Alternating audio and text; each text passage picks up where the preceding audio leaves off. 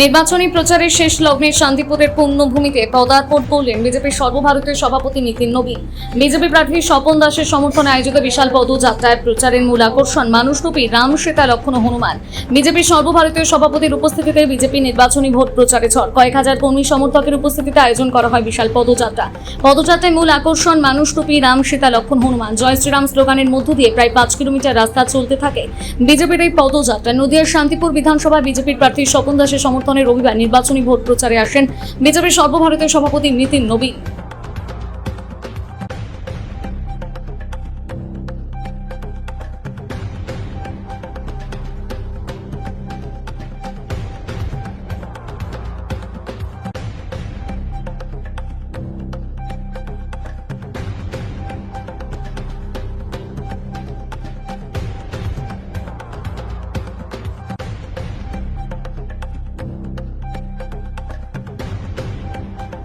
কদিন বিধানসভা টিভি কর্মী কে এসছে আজকে এখানে?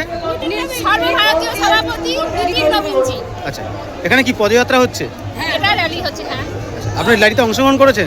কত সংখ্যক মানুষ এসছে আজ এখানে? প্রচুর হাজার হাজার মানুষ, গুণে শেষ করা যাবে না। এবার নির্বাচনে কি হতে চলেছে? আমরা বিজেপি জিতে গেছে, বিজেপি এবার সরকার করছে।